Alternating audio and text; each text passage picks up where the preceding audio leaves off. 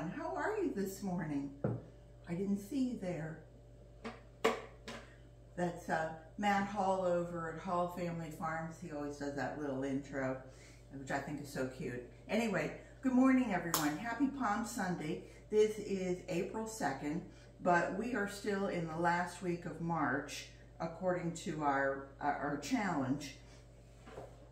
And what we're doing this year for 2023 is we're doing a 1,000-pound challenge, and today is a new beginning, as I say, in 2023. And it's actually, oops, where did I fall behind here? There we go. We have the last week in March, and then April 1st is was the last day. That was yesterday. And this challenge involves me finding a way to divert 1,000 pounds of food and dried goods and wet goods, whatever, that would normally have gone out really in the trash, pretty much in the trash. Some of it would have gone to recycling, but most of it would have gone to the trash, and put that back into my garden. I also recycle, so those particular things still are going out in recycling, and they're not being counted. And if you want to catch on and try this yourself, it's fruit and vegetable peels. Oh, I've forgotten. Oh, there they are. Okay. And here's my, we have fruit every morning, strawberries and bananas. I also grow giant Japanese red mustard, and the leaves get huge and they taste like wasabi. So they've got a real bite to them. If you have them as small little grains, they're just great. They have a little bit of bite to them. But once they get bigger, they've really got a bite. So I cut the rib out of it, and we have it that way, or you can stir fry it. Anyway, so that's another grain. If you're a worm farmer, the strawberries are great because they're both a fast and a slow food. The worms come up and eat the little fleshy part, and then they get to the greens afterwards. The bananas they break down a little slower. The worms don't actually eat the food itself. They eat the bacteria that is growing on it and consume it that way.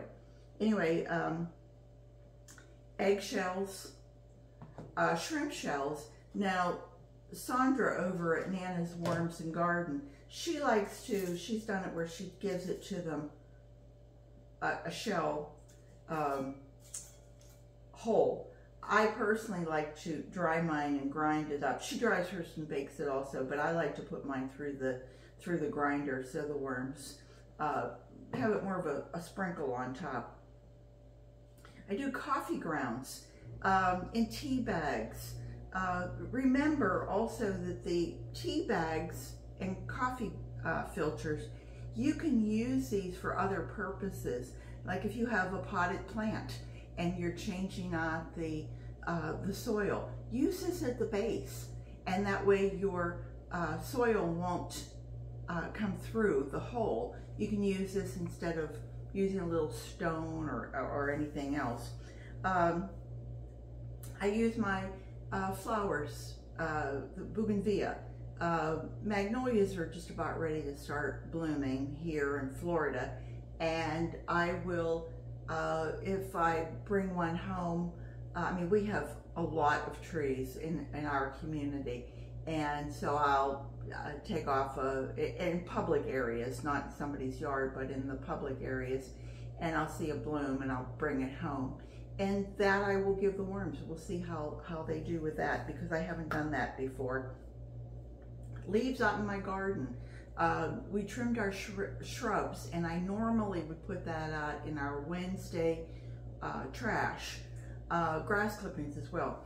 But the shrubs, if you mow over them once take it out of the bag and mow over it again. It breaks it down so much better. I didn't realize that that would happen, but it just like, what do I want to say? It breaks it down so much better that the liquids really come out, and it's ready to compost so much faster if you have a hot compost or a cold compost. Paper towels, toilet rolls, any of those cardboard things, your cereal boxes, any of your cardboard.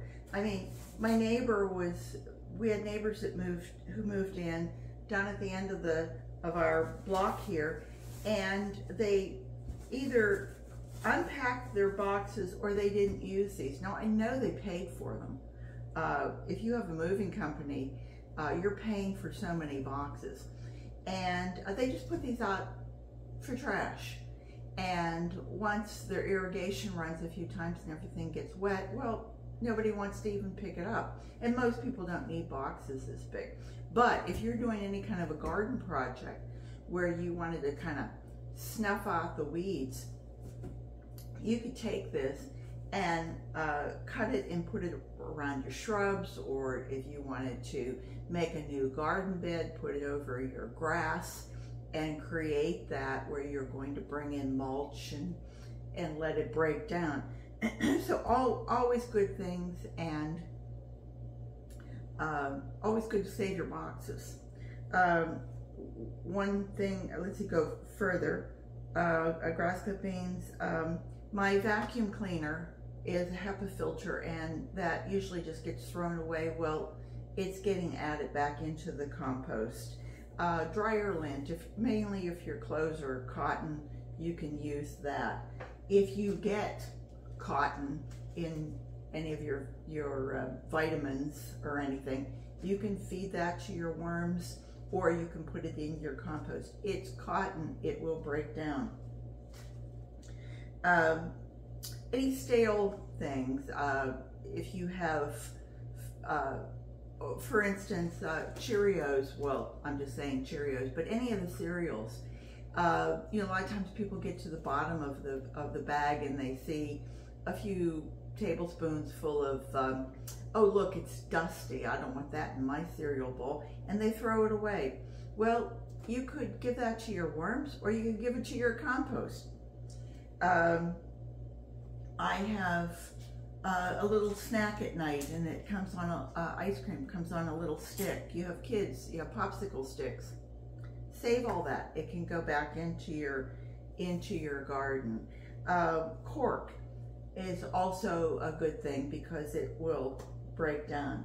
I was thinking about that. How many people have these as trivets?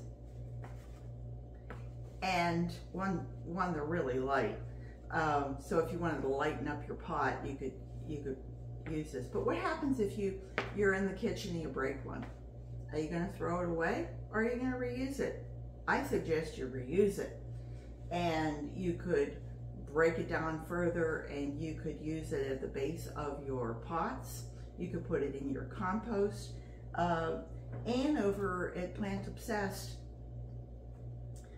raises orchids, and she said that she ran out of, couldn't get the little crumbles that they have for orchids, the little, what is it, bark, and so she used some broken up corks, and it worked just as well.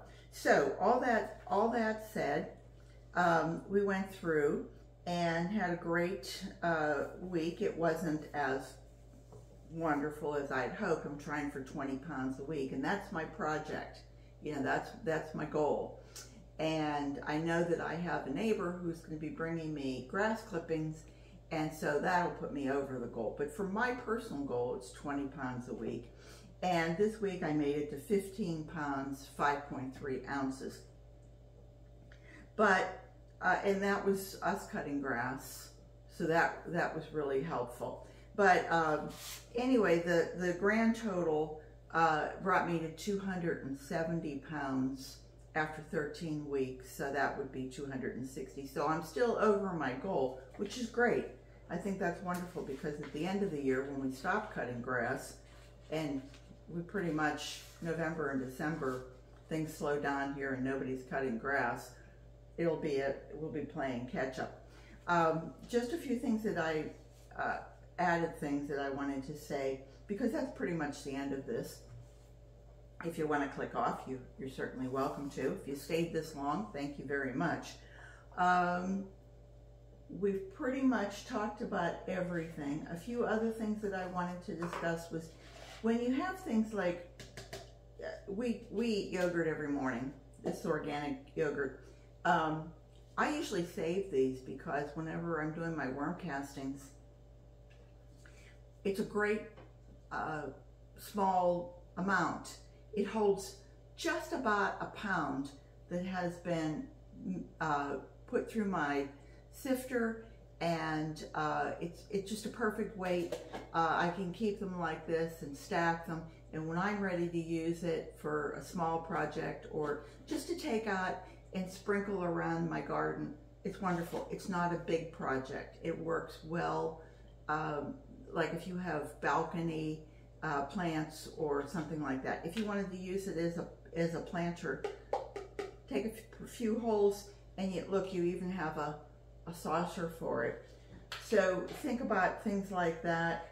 I know it's not as pretty as you know, a pot, but you know, if you had 20 of them and you were starting a little herb garden, buy a can of spray or something and put it on there. That would be fine. This I thought was brilliant.